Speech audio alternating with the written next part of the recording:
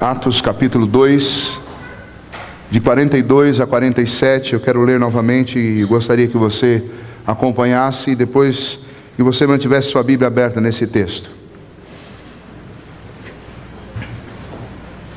Diz assim a palavra do Senhor a nós nesta noite: e perseveraram na doutrina dos apóstolos e na comunhão, no partir do pão e nas orações. Em cada alma havia temor, e muitos prodígios e sinais eram feitos por intermédio dos apóstolos. Todos os que creram estavam juntos e tinham tudo em comum. Vendiam as suas propriedades e bens, distribuindo o produto entre todos, à medida que alguém tinha necessidade. Diariamente perseveravam unânimes no templo, partindo o pão de casa em casa, e tomavam as suas refeições com alegria e singeleza de coração, louvando a Deus e contando com a simpatia de todo o povo. Enquanto isso, acrescentava-lhes o Senhor, dia a dia, os que iam sendo salvos. Pela manhã nós falamos pelo menos duas características de uma igreja viva, que é o tema da nossa mensagem, o tema deste texto para nós. Vamos recordar? A primeira característica qual que era mesmo?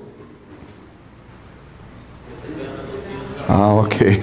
Fiquei assustado agora. E perseveravam na doutrina dos apóstolos. Uma igreja viva é uma igreja que persevera na doutrina dos apóstolos. E qual é a doutrina dos apóstolos? Aquilo que eles receberam de Jesus. Jesus os ensinou sobre a lei, o Antigo Testamento. Jesus os ensinou sobre o Evangelho. Jesus os ensinou sobre prática.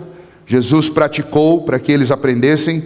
Jesus os ensinou sobre o amor. E Jesus os ensinou sobre muitas outras verdades que eles escreveram e deixaram para a igreja, uma vez que eles tiveram uma vida curta, mas eles deixaram escrito que a igreja precisa perseverar. E aquela igreja perseverava nisso. E nós aprendemos e ouvimos mais uma vez da necessidade primordial que nós temos de estudar as Escrituras e perseverar nelas. Face à grande fragilidade e face a uma marca de uma igreja morta, que é exatamente a nossa irresponsabilidade no estudo das Escrituras, a nossa falta de amor, a nossa falta de disciplina no que diz respeito a esse assunto. Não adianta, não dá para alimentar a sua alma nem a minha, aparecendo na igreja uma vez por semana ou lendo a Bíblia uma vez por semana, na melhor das hipóteses. Então nós precisamos mudar isso. Urgentemente nós precisamos. Você diz assim: pastor, eu estou com a minha vida entupida de problemas, eu estou cheio de dificuldades, eu não consigo me livrar de uma série de coisas. A primeira pergunta que nós temos que fazer é: quanto da sua vida você está dedicando para conhecer a doutrina dos apóstolos? Porque possivelmente esses problemas todos que estão se amontoando sobre a sua cabeça são exatamente a consequência de você estar distante da doutrina dos apóstolos. Segundo ponto que nós vimos, a segunda marca de uma igreja viva é a comunhão, a koinonia. E aí nós trabalhamos esse termo e entendemos que ele está ligado a dois significados muito importantes, a dois usos dele no Novo Testamento. O primeiro está relacionado com graça. Esta graça, que é o favor imerecido que nós recebemos de Deus, que é a maneira como nós nos relacionamos com Deus, como Deus se relaciona conosco, e que deve ser também a marca dos nossos relacionamentos. Graça. Essa graça que nós sabemos falar bem dela, mas temos uma dificuldade muito grande em exercitá-la. E eu falo a partir de mim mesmo. E talvez a grande falha nossa em anunciar a mensagem da graça seja exatamente a nossa dificuldade em viver com graça. E então, uma igreja viva é uma igreja que vive com graça, que encharca os seus relacionamentos com graça, que relaciona-se com as pessoas não pelos merecimentos delas, mas exatamente da mesma maneira como Deus se relaciona conosco, por graça, sendo misericordioso, sendo amável, sendo terno, independente da pessoa merecer ou não. E deixa eu adiantar, elas não vão merecer, e você também não merece, e eu também não mereço, mas é graça. E a igreja, ou ela permanece unida por graça, ou todos nós temos motivos para nos queixarmos uns dos outros. O segundo aspecto da palavra koinonia é a generosidade. A generosidade que deve mover o nosso coração. Aqueles irmãos foram movidos por uma generosidade tão fantástica que muitos deles venderam tudo o que tinha, simplesmente para não conviverem com gente passando ou gente sofrendo miséria. E eles foram capazes de dar o que eles tinham para tentar acabar com essa situação. Nós ouvimos o reverendo Sebastião falando na semana passada a respeito das igrejas da região da Caia. E ele falou especialmente da igreja da Macedônia, que era uma igreja muito pobre, mas uma igreja que na sua pobreza eles se doavam, se entregavam, e eles faziam muito mais do que os outros que tinham grandes condições, porque era uma igreja de generosidade. Era uma igreja que os corações estavam movidos por generosidade. E viver em comunhão, irmãos, é nos relacionar com graça e nos relacionar com generosidade. Nós precisamos de generosidade no trato uns com os outros. E eu não estou falando de você precisar ficar dando dinheiro para as pessoas, embora em alguns momentos vai ser assim que você vai ser generoso. Mas é preciso generosidade para abraçar, é preciso generosidade para olhar nos olhos, para sorrir, para reservar um tempo na sua agenda para conversar, para ouvir, para reservar um tempo na sua agenda para visitar, para ser visitado. É preciso generosidade para entregar um pouquinho de você para alguém. É preciso generosidade para que a gente viva como igreja, em comunhão. Comunhão envolve graça e envolve generosidade. E a gente tem um péssimo hábito de a gente sempre querer receber. E quando a gente quer só receber, nós temos um problema com essas duas palavras, com a graça e com a generosidade. Porque quando eu quero sempre receber, eu estou achando que eu mereço alguma coisa. Então eu ainda não entendi que eu dependo da graça. E quando eu quero sempre receber, eu estou na contramão do dar. Mas a Bíblia diz que melhor é dar do que receber. A Bíblia diz que é bem-aventurado, é abençoado, é feliz aquele que dá com alegria. Então eu devo pensar nessas duas questões, porque uma igreja viva é uma igreja que persevera na doutrina dos apóstolos e é uma igreja que vive em comunhão. Agora eu quero continuar nesse texto com vocês. Eu quero pegar a primeira frase do versículo 43. O versículo 43 diz: em cada alma havia temor. Vamos repetir juntos? Em cada alma havia temor. Eu comecei a mensagem hoje cedo falando que uma das grandes tentações para crentes que estão há 20, 30, talvez 40 anos, ou façam parte de uma igreja de 135 anos, é exatamente a tentação e ceder à tentação de nós dessacralizarmos aquilo que é sagrado. E eu citei o exemplo de um orientador que nós tínhamos no seminário, um tutor que dizia para nós: cuidado, o grande risco do pastor é de tanto trabalhar com o sagrado, ele acabar dessacralizando o sagrado. Ou seja, e o exemplo lá era a Bíblia. Vocês vão lidar tanto com a Bíblia que vocês correm o risco de em algum tempo vocês começarem a tratar a Bíblia como se ela fosse um livro qualquer. E o mesmo vale para a igreja. Nós corremos o risco de ficar tanto tempo na igreja e nos envolvermos de tal maneira com a igreja e conhecermos tão profundamente os problemas da igreja e os problemas das pessoas da igreja, e de conhecermos os meandros, os meios, os caminhos, as trilhas, os atalhos da instituição, que nós acabamos olhando para a instituição e deixando de observá-la e de compreendê-la e de entendê-la e de respeitá-la como sendo o corpo de Cristo. E o apóstolo Paulo, ao se referir à igreja, ele vai dizer que a igreja é o corpo de Cristo. O apóstolo Paulo, ao se referir à igreja, ele vai dizer que ela é a noiva de Cristo. E o Novo Testamento vai apresentar a igreja não como uma instituição, mas apresenta primeiramente como sendo um indivíduo. Você é templo do Espírito Santo de Deus, você é a igreja em primeiro lugar.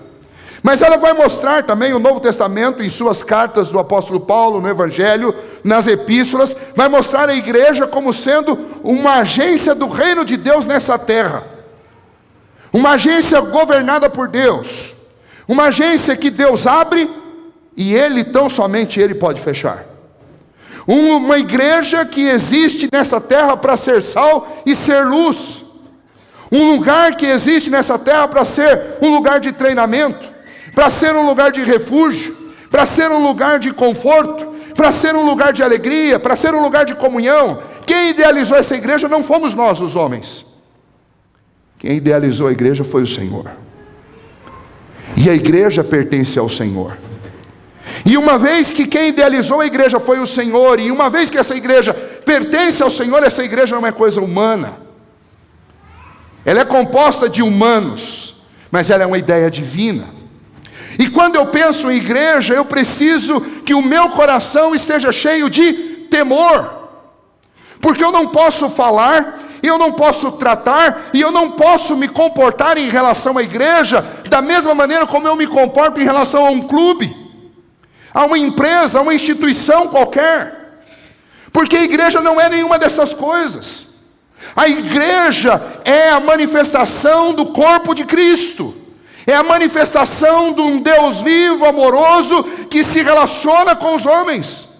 É a manifestação do Deus Emanuel, que é o Deus presente, é o Deus conosco. A glória da igreja é a glória de Cristo. E a noiva de Cristo é a igreja. E então o que esta frase demonstra a respeito daquela igreja primitiva, que é uma igreja viva? Essa frase demonstra que aquela igreja, ela tinha muito bem a noção do que isso significava. Era uma igreja cheia de temor.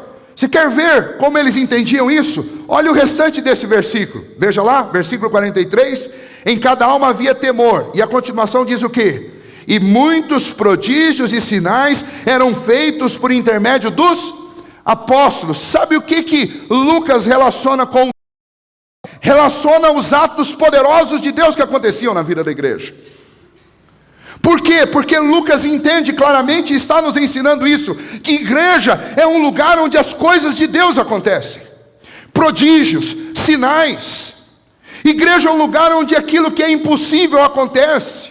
Igreja é um lugar onde aquilo que é insolucionável é solucionado. Igreja é o lugar que aquelas pessoas que aos olhos do mundo são impossíveis de serem transformadas, são transformadas. Igreja é o lugar onde aquela esperança que acabou é renovada. Igreja é o lugar onde Deus opera sobrenaturalmente. Igreja não é uma instituição convencional. Igreja não é um lugar qualquer, não é um clube, não é uma associação. Igreja é o lugar onde Deus opera no coração das pessoas. Igreja é o lugar onde Deus transforma. E o temor daquele povo estava relacionado a isso. Eles sabiam que eles estavam sendo trabalhados por Deus. Eles sabiam que ao se tornar parte daquela igreja, eles estavam se tornando parte de uma instituição divina, uma instituição transformadora. Eles estavam fazendo parte do corpo de Cristo. O que os unia era muito mais do que um nome num rol. O que os unia era o sangue do Cordeiro.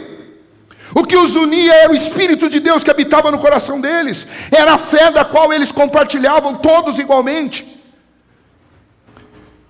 E eu temo, irmãos, que nós perdemos essa maneira de olhar para a igreja.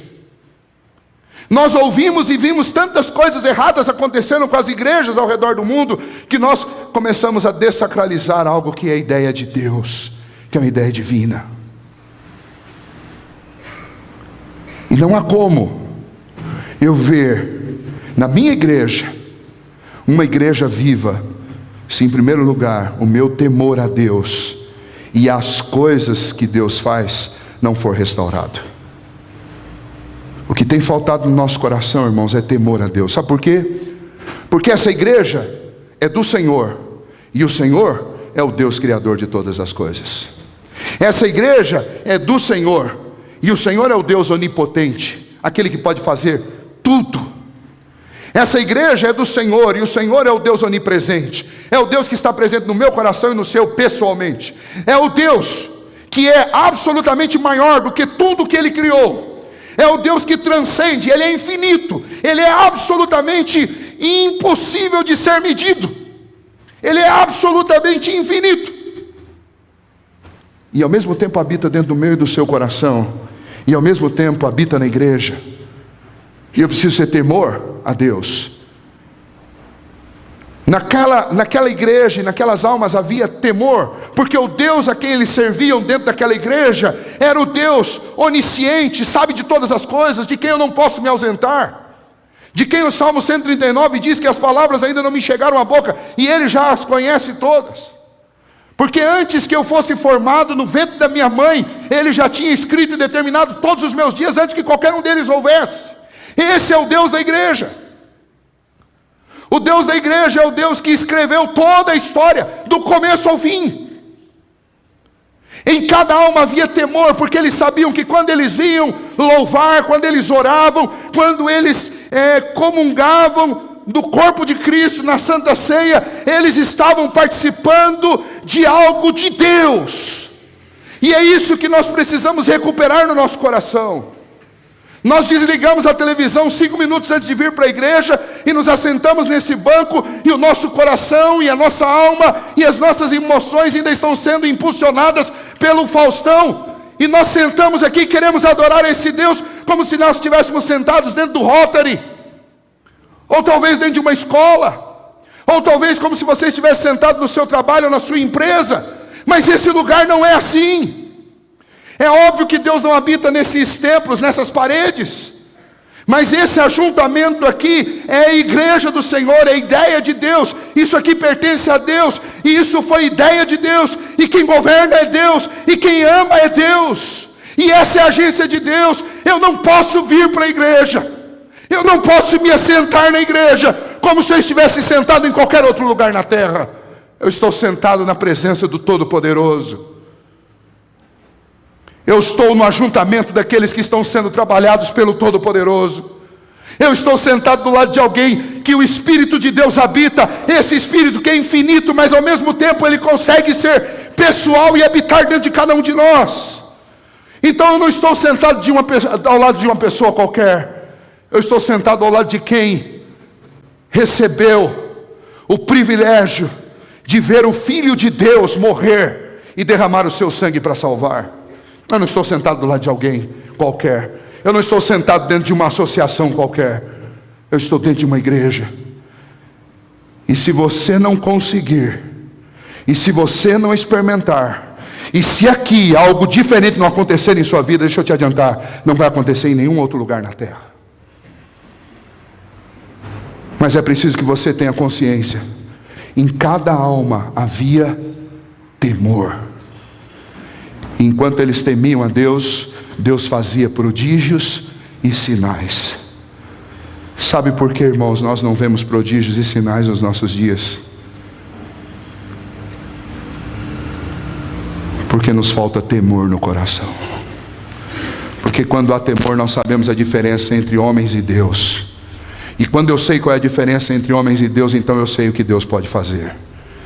Então não vou ter medo, nem vou ficar constrangido de orar para que Deus levante um paralítico, ou que Deus devolva a visão ao cego, ou que Deus transforme alguém que está tão afundado na lama do pecado que nem os pecadores o suportam. E eu gosto de sempre dizer isso: o maior milagre não é Deus devolver o movimento a um paralítico, mas é Deus devolver vida a um coração morto. E a igreja é o lugar onde essas coisas acontecem. E uma igreja viva é uma igreja que sabe disso. É uma igreja que tem corações tementes a Deus. Nós precisamos orar a Deus, irmãos, para que Deus devolva, para que Deus nos ajude, nos motive com todo o poder dEle, que Ele coloque no nosso coração temor por Ele, e respeito, e amor, e consciência a respeito do que é ser igreja. Igreja é o ajuntamento de gente que teme a Deus e que sabe que isso daqui, esse ajuntamento, não é um clube, isso é igreja. E igreja é algo vivo, poderoso, no qual Deus está trabalhando dia e noite. Além disso, eu quero convidar você para olhar um pouco mais adiante. Havia no coração daquela igreja, e pulsando em cada veia daquela igreja, em cada pessoa, uma adoração prazerosa e ao mesmo tempo reverente a Deus. E uma igreja viva é aquela igreja que persevera na doutrina dos apóstolos, é aquela igreja que vive a santa comunhão de verdade, é aquela igreja que tem temor a Deus, que tem temor no coração e entende que igreja é algo poderoso, porque pertence a um Deus poderoso. E em quarto lugar, a igreja é um lugar de adoração prazerosa e reverente. Veja só, se você olhar aí no final do versículo 42, ou o versículo 42 diz: e perseveravam na doutrina dos apóstolos, e na comunhão, no partir do pão e nas orações. Você tem aqui vida de adoração, vida de serviço ao Senhor. A comunhão, aqui nós já vimos o que é. O partir do pão e as orações é uma referência clara à Santa Ceia. A comunhão através do corpo e do sangue de Cristo, simbolizados nos elementos da Santa Ceia. A oração aqui é aquela oração do templo, é a oração reverente. Mas não só isso, se você for ao versículo 46, você vai ver que está lá também que eles perseveravam diariamente, unânimes, no templo.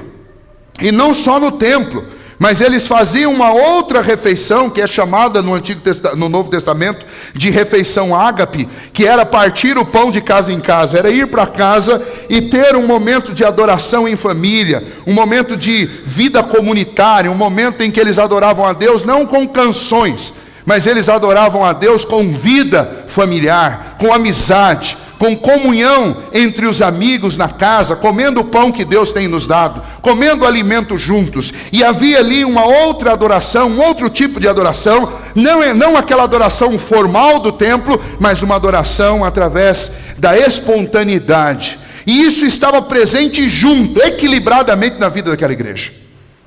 Era uma igreja que tinha uma prazerosa adoração em meio a uma vida de reverência ao Senhor. E este é um grande desafio. Uma igreja viva é uma igreja marcada tanto pela adoração formal quanto informal, quanto pela vida de comunhão na igreja, mas a vida de comunhão e adoração a Deus fora da igreja. Isso tem a ver com aquilo que faz parte de toda a nossa vida, do meu comportamento global, do meu comportamento integral, aonde quer que eu esteja. E as igrejas têm uma dificuldade, todos nós enfrentamos isso, e alguns momentos dramáticos da vida da grande maioria das igrejas, inclusive da nossa, foram exatamente vividos pela dificuldade de lidar com essas questões. Nós somos chamados e nós somos criados para glorificar a Deus, para adorá-lo. E aí nós aprendemos, quando o Senhor converte o nosso coração e nos traz para a igreja, que o lugar de adorar a Deus é na igreja. E aí quando nós chegamos na igreja, de cara acontece um choque. Porque nós temos um grupo na igreja mais velho, mais tradicional, um grupo mais conservador, e esse grupo normalmente quer um culto formal. E aí nós temos gente jovem que quer um culto informal, que quer espaço para espontaneidade. E nem sempre nós sabemos lidar com isso. Mas aquela igreja lá de Atos, ela soube lidar muito bem com isso. Vamos lembrar do contexto deles. Veja. Eles receberam o evangelho, eles creram lá em Atos 2, quando Pedro pregou, eles foram convertidos e foram batizados. E aí, no dia seguinte, nós vamos para onde? Qual que é a nossa igreja? Olha, Pedro conduziu esse povo para o templo. Porque o texto diz que eles perseveravam unânimes no templo. Não era com certeza para participar dos cerimoniais de sacrifício. Porque eles ouviram a pregação de Pedro de que Cristo morreu por eles. Cristo foi o sacrifício para lhes dar vida. Mas eles participavam das orações no templo várias vezes ao dia, pelo menos 3. Eles iam lá. E eles participavam da vida daquela igreja, mesmo em meio àqueles formalismos que não estavam muito compatíveis, especialmente por causa dos cerimoniais judaicos, com a fé que eles estavam esposando em seus corações. Mas eles entenderam que uma reforma para aquela igreja não viria através de um racha, mas viria através do tempo e da ação de Deus. Então eles perseveravam na igreja. Mas e a vontade de ser espontâneo diante de Deus? Os apóstolos acharam um jeito. O que eles fizeram? Eles reuniam aquele povo de casa em casa. E de casa em casa eles partiam o pão. E de casa em casa eles oravam. E de casa em casa eles cantavam. E de casa em casa eles eram espontâneos. E então os apóstolos ensinaram para aquela igreja que você não precisa ir lá para dentro da igreja e não precisa machucar o coração, nem as tradições e nem ferir o comportamento daqueles mais antigos que estão acostumados assim. Mas você pode viver as duas coisas. Porque tanto esse formalismo é importante, porque ele nos remete à reverência, ao temor a Deus, porque ele é importante também para forjar em nós esse sentimento, essa convicção de que Deus é tão majestosamente superior, é tão majestosamente santo, é tão majestosamente reto, que quando eu chego na presença dele eu tenho que ter um mínimo de constrangimento por causa daquilo que eu sou. E no meio desse constrangimento, a graça e o amor do Senhor nos acolhe. E Deus diz: apesar de vocês serem tão diferentes de mim, eu recebo no nome do meu Filho a adoração de vocês. Então tem espaço para reverência e para formalidade? Tem. Assim como há espaço também para espontaneidade, para você ser alegre e prazerosamente espontâneo diante do Senhor. Na igreja hoje a gente, graças a Deus, tem um privilégio maior de trabalhar essas questões. Isso tem mudado. Mas quando eu não tenho esse momento fora da igreja para viver a espontaneidade própria do evangelho, própria da graça, e a gente força e quer juntar essas coisas no mesmo lugar, dificilmente a gente vai conseguir. Possivelmente nós vamos rachar. E muitos dos rachas que muitas igrejas já experimentaram foi por causa disso. Mas uma igreja viva é uma igreja que sabe dar lugar para a reverência e para a formalidade, e dar também lugar para a espontaneidade, para a alegria prazerosa. Veja só, essa igreja tinha lugar para as duas coisas. E aqui é uma lição muito importante para nós. John Stott, falando sobre isso, ele diz as seguintes palavras: creio que há aqui uma lição importante para a igreja contemporânea. Algumas igrejas são demasiadamente conservadoras, resistem a mudanças, parecem feitas de cimento. Seu lema parece ser a expressão litúrgica: para sempre, pelos séculos dos séculos, amém. Nesse tipo de congregação, os adultos precisam escutar os jovens, e esses deviam estar representados na direção da igreja. Não é necessário que estejamos sempre de acordo com eles, porém devemos escutá-los com respeito. Os jovens, por sua vez, entenderam que a maneira com que Deus transforma a igreja institucional é mais pela reforma paciente do que pela revolução violenta. Não precisamos nos opor ao formal através do informal. Cada um é apropriado no seu momento. Precisamos os serviços dignos e solenes no templo, mas também precisamos nos encontrar nos lares, onde podemos ser mais informais e espontâneos. A adoração se enriquece, tanto com a dignidade da formalidade, como com a alegria da espontaneidade. Nós precisamos disso, irmãos. E daí, talvez, se você está pressionando demais a sua igreja, possivelmente é porque está faltando alguma coisa fora da igreja, dentro das casas. E aí a gente fica pressionando a liturgia do culto. Você está pressionando o lugar errado. Você devia sugerir para a sua liderança: viu, que tal a gente fazer algumas reuniões nas casas? Lá a gente pode ir de bermuda, usar um boné. Lá a gente pode se abraçar, cantar de mãos dadas. Lá de repente a gente pode até, no meio do louvor, pegar um lanchinho. Você vê o Tiago, ele fala de comida o tempo inteiro. Você imagina cantando desse jeito, com o estômago vazio. Você imagina se você dá um pãozinho para ele ali. Ah, gostou dessa, né? E por que não? Mas há espaço e há local para fazer isso. Mas irmãos, o que tem acontecido conosco? Vamos voltar um pouquinho. Nós viramos tão domingueiros que nós queremos que as coisas aconteçam todas no domingo lá na igreja. E não tem espaço, irmãos. A não ser que a gente fique o dia inteiro aqui, daí dá para improvisar.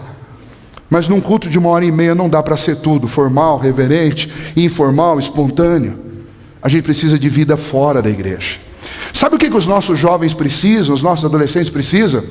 Eles precisam de passar tempo reunido com a igreja em casa. Você precisa levar a igreja na sua casa. Você precisa levar a igreja nos seus momentos de lazer. Isso vai ser fantástico. Você precisa de repente abrir a Bíblia com teu filho num momento lá nas férias e estudar a Bíblia com ele. Você vai ouvir as coisas extraordinárias que ele vai falar para você ou vai te perguntar. A igreja precisa disso. E a igreja viva é a igreja que tem essa adoração espontânea, informal e reverente. Espontânea, informal e também reverente. A igreja viva é assim. Deixa eu pensar em mais alguns aspectos com vocês. Existe uma outra questão nesse texto. Um segundo aspecto é que havia um equilíbrio que guardava a adoração na igreja primitiva.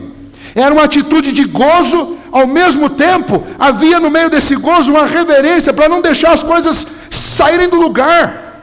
A gente tem uma mania, isso é próprio de todos nós. No meio da alegria a gente diz coisas que a gente não devia dizer.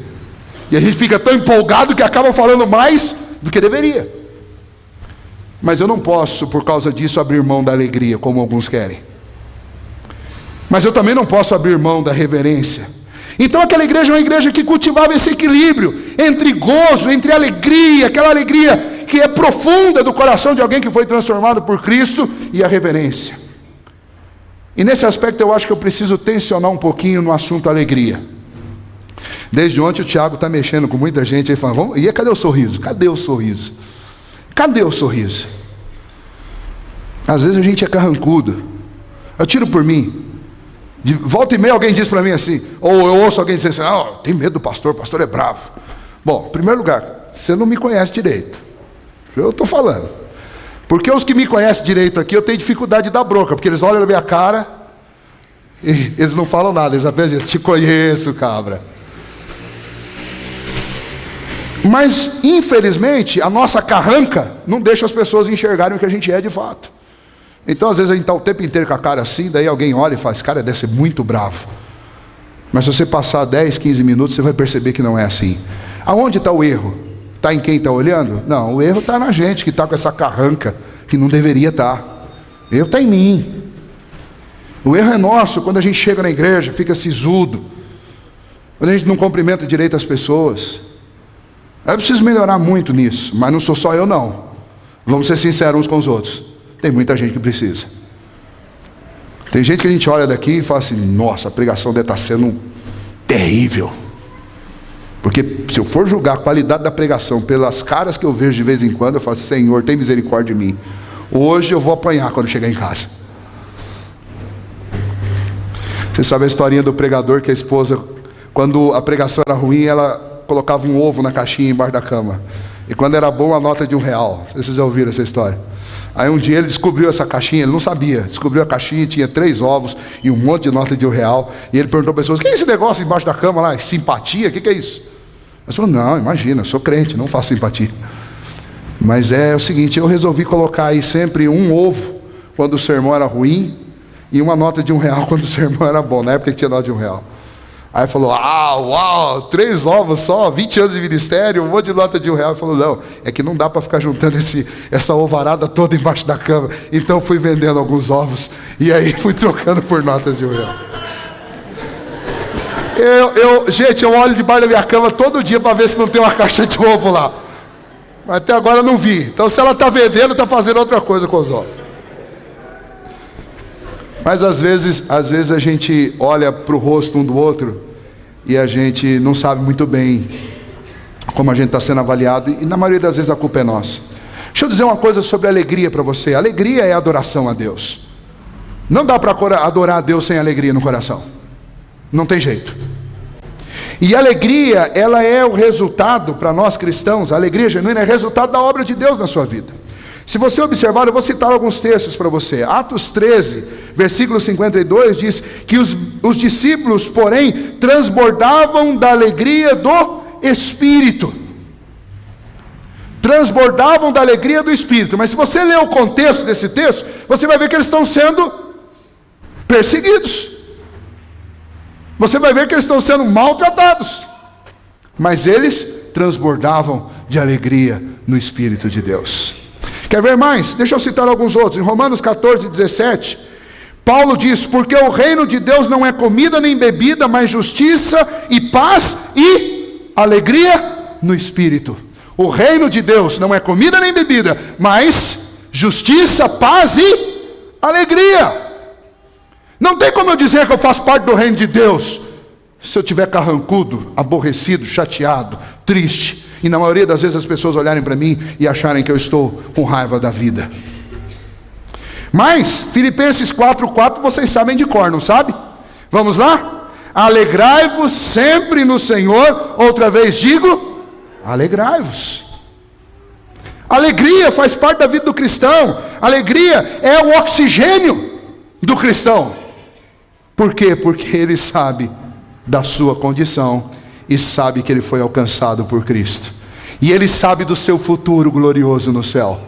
Então ele nada aborrece, mas ele está sempre cheio de alegria. 1 Pedro 4,12 diz: amados, não estranheis o fogo ardente que surge no meio de vós, destinado a provar-vos como se alguma coisa extraordinária vos estivesse acontecendo. Pelo contrário, o que vem agora? Alegrai-vos na medida em que sois co-participantes do sofrimento de Cristo, para que também na revelação da sua glória vos alegreis exultando. Ele está dizendo assim, ó, se alegre com o sofrimento de Cristo, porque quando Jesus voltar e revelar a sua glória, você vai dar pulos de felicidade. Então seja coerente. Se você vai se alegrar lá no dia que ele voltar, então você tem que se alegrar aqui também, porque o Evangelho conta para você que a vitória do Cordeiro é a sua vitória, é a minha vitória. Igreja viva é uma igreja que adora com formalidade e adora na informalidade, adora com alegria e adora com reverência. Igreja do Senhor Jesus é a igreja da adoração, é a igreja que tem prazer, que tem verdadeira dedicação intensa em todos os momentos da vida para ser alegre na presença do Senhor, para adorá-lo. Eu me incomodo muito quando a gente acaba criando um momento dentro da liturgia para ser o momento da adoração. Parece que eu não faço isso em nenhum outro momento e eu só posso fazer isso no domingo, durante 4 músicas que são cantadas. Sabe o que acontece? Quando você está vivendo assim, normalmente você é aquela pessoa que faz o seguinte comentário: você sai da igreja e fala, o louvor hoje não foi legal. E eu concordo com você, sabe por quê? Porque é óbvio, se você está esperando para adorar a Deus durante 4 músicas, uma vez por semana no domingo, vai ser difícil 4 músicas que deem conta de dizer tudo que você precisa dizer para Deus. Então não vai ser legal mesmo. Não vai ser. Adoração tem que ser ato contínuo na minha vida. Eu tenho que adorar a Deus na hora que eu acordo, porque eu acordei. Quando você olhar no espelho e ver aquela figura terrível, você adora a Deus, fala, Senhor, como é que o Senhor pode gostar? Como é que o Senhor pode amar alguém desse jeito? Se você é casado, você pode adorar duplamente, dizer, Senhor, eu te adoro, porque o Senhor cegou alguém para ficar comigo.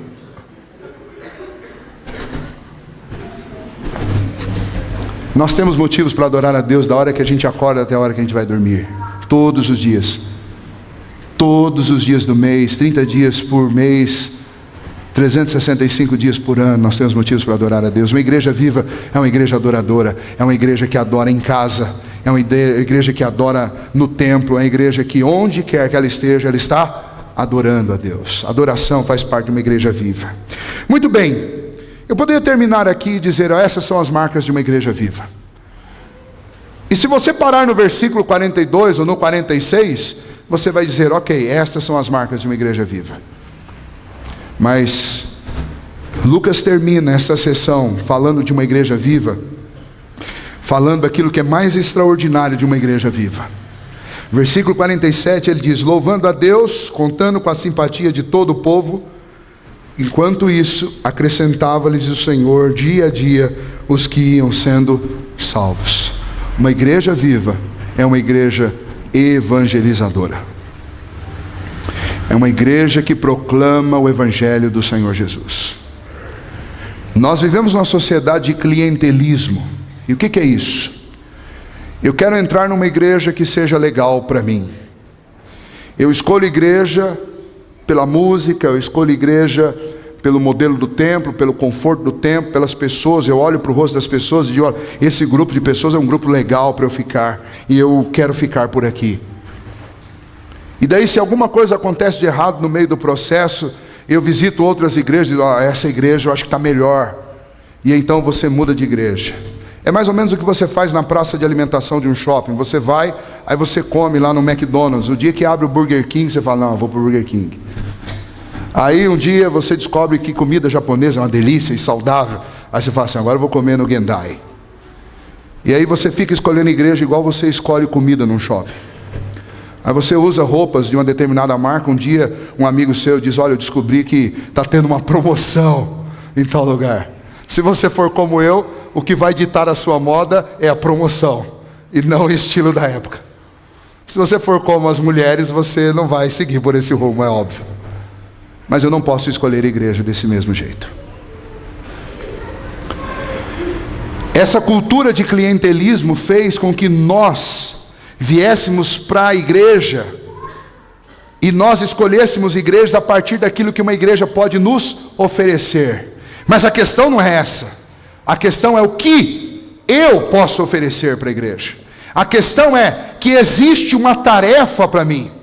A igreja é como o meu quartel-general, onde eu vou para ser preparado, para receber treinamento, para realizar a tarefa que Deus em Cristo Jesus deu para a igreja.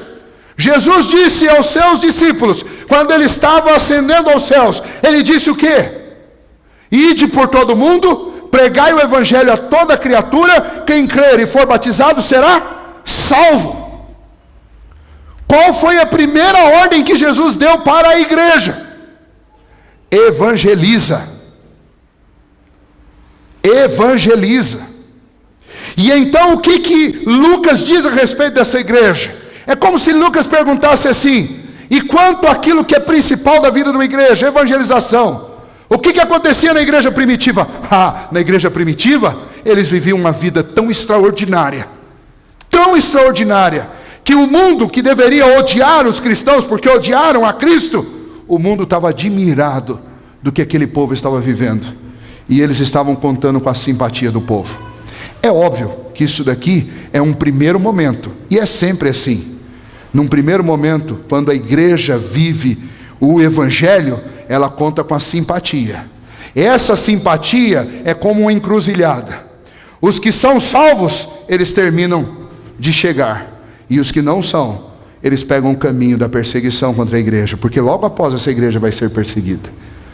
Mas uma questão é inegociável: uma igreja que vive os valores do reino de Deus, ela vai sempre despertar como primeiro sentimento das pessoas que tomam conhecimento da igreja a simpatia.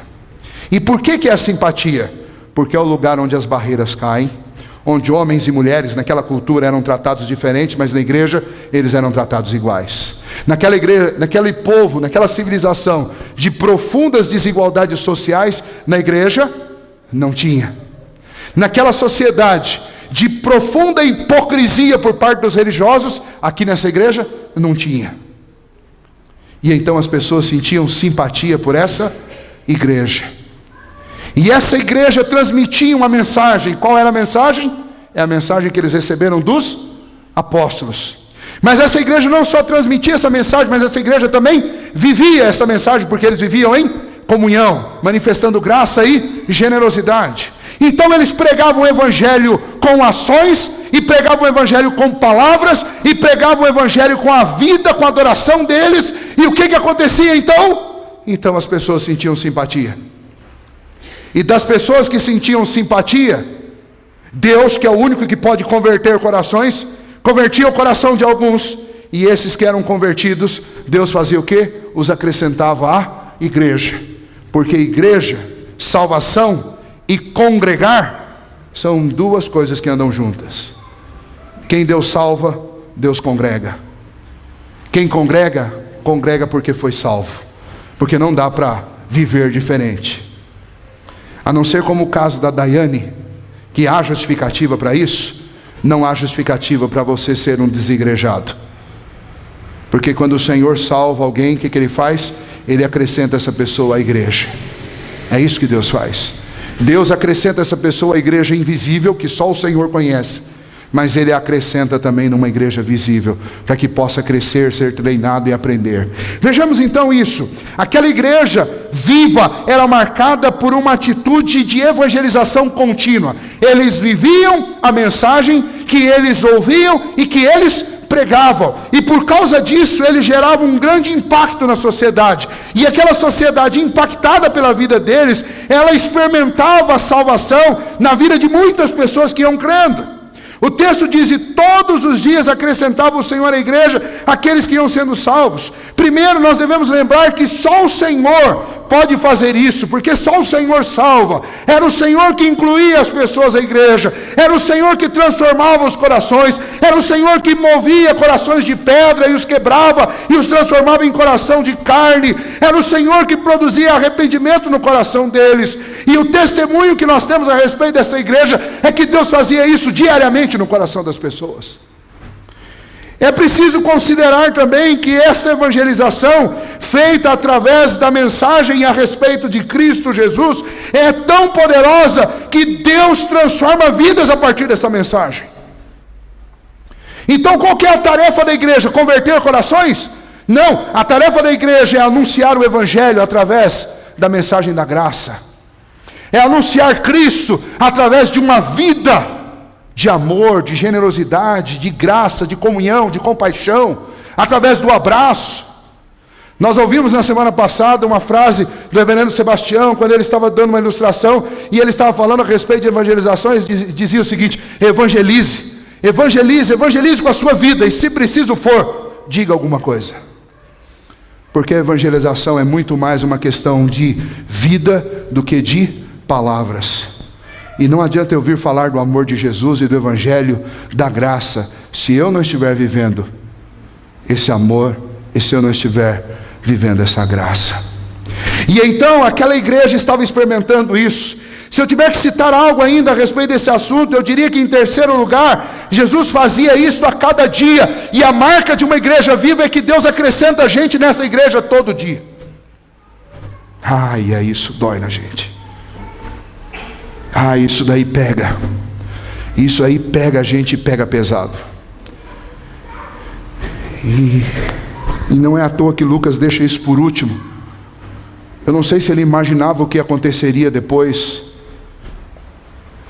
Mas quando a gente ouve falar a respeito de perseverar na doutrina dos apóstolos, a gente recebe isso, recebe o desafio, mexe um pouco com o brilho da gente. Porque a gente tem faltado nos estudos, não tem lido a Bíblia todos os dias. Quando a gente ouve de comunhão, mexe com o brilho da gente, porque a gente não tem sido assim tão graciosos uns com os outros, e nem tão generosos.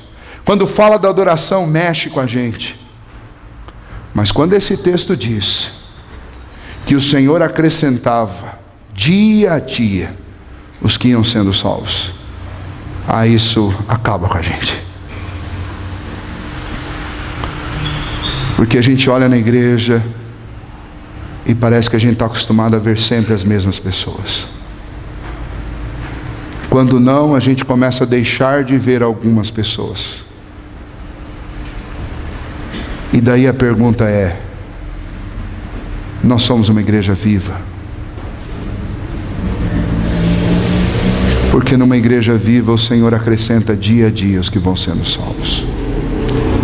Eu não sei qual é a sua denominação, e eu não estou aqui para te criticar, nem criticar a sua denominação. Eu faço isso à minha, e faço isso ao meu ministério. Porque alguma coisa está profundamente errada quando Deus não está acrescentando gente para a nossa igreja. Deixa eu voltar um pouco com você. Vamos lembrar, quem converte o coração do homem? Deus. Quem convence o homem do pecado e do juízo? O Espírito Santo.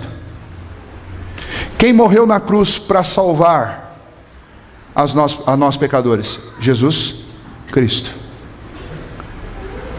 E o que a igreja faz em relação à salvação das pessoas? Ela anuncia tudo isso. Anuncia o que o Pai fez, o que o Filho fez e o que o Espírito faz. Mas a igreja pode transformar o coração de pessoas? Não. Quem transforma é Deus. Muito bem. Se você fez essa conta comigo, e quem transforma é Deus, então responda sinceramente para mim: quem é que põe as pessoas dentro de uma igreja? É Deus. Então, se a nossa igreja não está crescendo, o problema é da estratégia?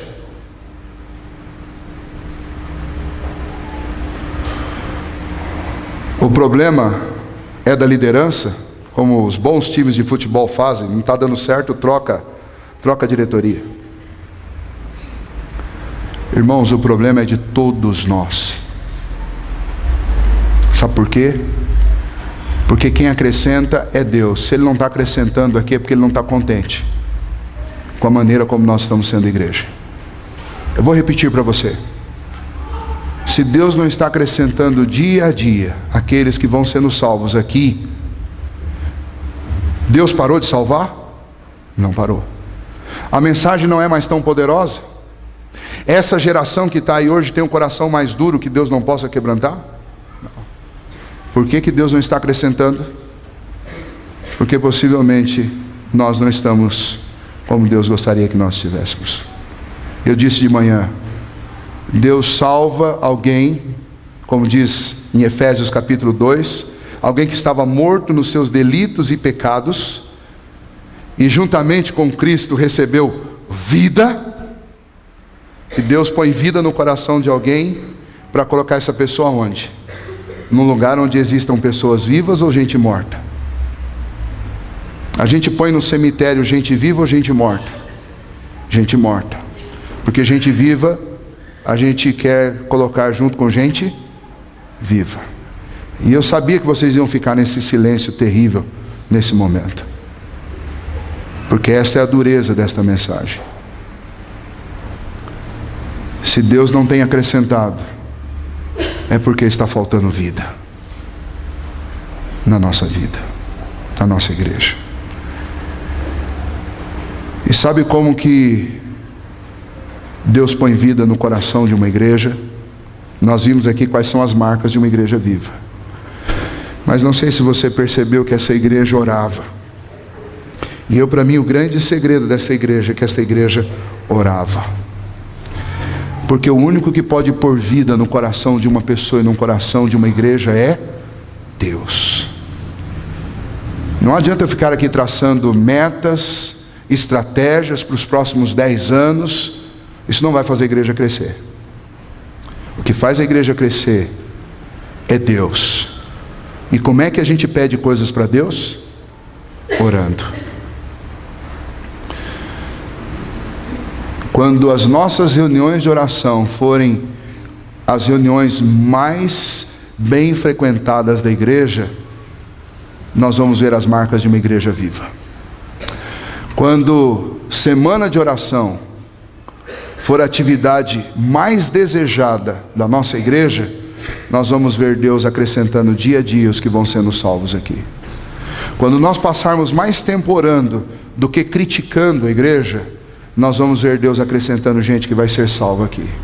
Quando a gente passar mais tempo orando e pedindo a Deus antes de agir, nós vamos ver Deus trabalhando aqui.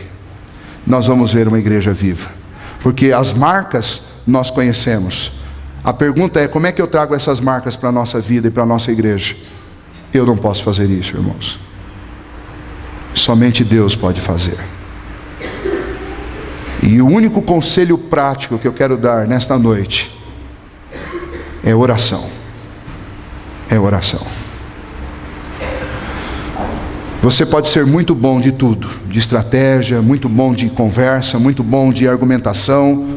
Você pode ser muito bom na direção de qualquer coisa. No que diz respeito à igreja, a igreja é de Deus. Ela não funciona como uma instituição humana. Marketing não enche igreja. O que enche a igreja é o Deus Todo-Poderoso que transforma corações.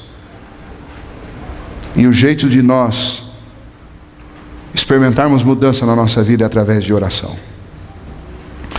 Eu estive num congresso sobre avivamento e oração na sexta-feira, e todos os pastores que pregaram lá, eles me impressionaram muito com as coisas que eles contaram. E todos eles fizeram o seguinte: nós ouvíamos 45 minutos de pregação.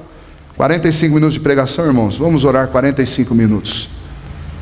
Porque quando eu ouço 45 minutos Deus falando comigo, eu preciso falar com Deus pelo menos 45 minutos. Ah, se a gente fizesse isso sempre. Um dos pastores que estava lá, o Dr. Yu, que é um coreano, eu conheci a igreja dele lá em Seul. Ele dirige 5 cultos na sua igreja por domingo. Ele prega normalmente 30 minutos. E ele não vai para o púlpito da sua igreja pregar sem orar pelo menos os 30 minutos. E ele diz que ele demora mais ou menos umas 8 horas para preparar um sermão. E ele diz que ele precisa orar 8 horas, porque senão não tem valor. E isso é óbvio que envergonhou a todos nós pastores brasileiros que estavam lá, que tem uma cultura de oração muito fraca, muito pequena. Talvez esse seja o motivo porque as igrejas deles têm 25 mil membros, 30 mil membros, 100 mil membros, e as nossas tenham 200, 300, 400. As reuniões de oração que nós frequentamos lá pela manhã, 5 horas da manhã, são as reuniões mais frequentadas da igreja. Lotam. Talvez seja exatamente por isso que Deus tem acrescentado dia a dia os que vão sendo salvos àquelas igrejas, e as nossas não. É tempo, irmãos, de nós chorarmos diante de Deus, de nós orarmos. Eu não sei qual é a sua tradição, qual foi sua história cristã até aqui, mas eu quero dizer para você uma coisa: eu não quero ser uma igreja morta, e nem muito menos pastor de uma igreja morta. Então, a começar em mim, algumas coisas nós precisamos tomar como atitude da agora para frente. Enquanto, irmãos, nós não virmos aqui gente sendo acrescentada dia a dia, a gente não pode parar de orar. E quando isso acontecer, aí a gente tem que orar mais. Então eu quero desafiá-los para nós começarmos uma nova etapa na vida da nossa igreja. Uma etapa em busca de vida. Uma etapa de muita e profunda oração. Você pode orar na sua casa, você pode orar aqui no templo, mas nós precisamos de orar. Esse templo está aberto o dia todo, a disponibilização de chaves você pode ter na secretaria, você pode vir orar aqui. Se você quiser companhia, você pode me ligar, eu venho orar com você, vai ser um privilégio. E você vai me ajudar também, porque talvez se você não me convidar para orar, eu não iria orar. Mas eu gostaria de desafiar, irmãos, vocês, como igreja, como ovelhas, das quais eu vou responder diante de Deus, para que a gente redescubra a oração, porque somente Deus pode avivar a nossa igreja. Você pode dizer amém para isso? Somente Deus pode avivar a nossa igreja, e eu quero diante de Deus pedir isso, e eu quero orar para que o Senhor faça isso. Primeiro para essa igreja que sou eu, depois para essa igreja que somos nós. Eu quero convidar o Tiago e a banda para vir à frente. Nós vamos encerrar esse momento cantando. Eu não sei se você percebeu, mas tudo que tem a ver com a igreja viva tem a ver com mudança de relacionamento. Primeiramente, é mudança de relacionamento com Deus, através do ensino dos apóstolos. Depois é mudança de relacionamento com as pessoas, através da comunhão, da graça e da generosidade. Depois é a mudança de relacionamento com a adoração, com a vida de serviço a Deus. Como é que eu me relaciono com as coisas que Deus fez? Eu preciso adorar a Deus em tudo, em todas as suas obras. É a maneira correta de me relacionar com a vida. E a minha maneira de relacionar com a vida deve ser com alegria, com gratidão a Deus. Mas em último lugar, esse texto fala a respeito do nosso relacionamento com o mundo. E o nosso relacionamento com o mundo deve ser um relacionamento transformador. Nós devemos mostrar ao mundo o que Deus fez na nossa vida. E o resto você deixa com Deus, porque Deus vai transformar as pessoas. E se nós estivermos vivos, como a igreja primitiva estava, Deus vai acrescentar a gente aqui, dia a dia. Eu ouvi o pastor José João, pastor da primeira igreja de Manaus, falando sexta-feira, e ele disse assim, que ele desafiou a igreja a orar, porque eles queriam plantar em 10 anos 100 novas igrejas no Amazonas. E todos disseram a uma só voz para ele: isso é impossível, pastor. Ele disse: eu concordo com vocês, é impossível para nós, mas se nós orarmos, Deus vai fazer isso. Para plantar aquelas igrejas ele precisava de barcos, E a igreja diz: pastor, com o que nós arrecadamos é impossível. E ele disse: de fato é impossível para nós, mas para Deus não é. E eles disseram: pastor, se isso tudo aí acontecer, esse templo nosso vai ser pequeno. Ele disse: vai mesmo. E nós não temos recursos para construir um templo. Eu já sei, antes que vocês digam, é impossível para nós, mas não para Deus. E ele deu um relatório lá que hoje eles são 123 igrejas plantadas em 10 anos. 3 barcos para descer e subir o Amazonas, levando gente para as congregações ribeirinhas. O templo deles hoje é um templo para 5.000 pessoas. E esse templo custou 6 milhões. E quando eles começaram, eles tinham 10 mil reais em caixa. E o templo está pago. E ele disse: sabe como que Deus fez essas coisas? Deus fez essas coisas enquanto nós estávamos orando. Deus fez essas coisas quando o povo de Deus creu. Deus fez isso quando a nossa igreja estava viva. E eu fiquei, irmãos, meu coração muito quebrantado e motivado pelo Senhor. Porque se nós crermos, se nós orarmos, o Senhor pode fazer coisas nessa cidade extraordinárias. Na história dessa igreja inteira, nos primeiros 100 anos, essa igreja não plantou nenhuma outra diretamente. Ela influenciou no nascimento de várias outras igrejas. Depois do aniversário do centenário, essa igreja plantou mais 4 igrejas presbiterianas, mais 3 congregações, mas surgiram daqui mais pelo menos outras 3 denominações. Então são mais ou menos 10 igrejas em 35 anos. Eu creio que Deus pode fazer muito mais nos próximos anos que virão. Mas é preciso que nós estejamos vivos. E eu quero convidar você nessa noite para que a gente ore intensamente e peça para o Senhor que Ele aviva a nossa vida, que Ele aviva o nosso coração, que Ele coloque vida em nós. Eu quero que você ore assim hoje, amanhã, depois de amanhã e todos os dias, enquanto nós não vermos Deus acrescentando dia a dia gente que vai sendo crente, gente que o Senhor for transformando.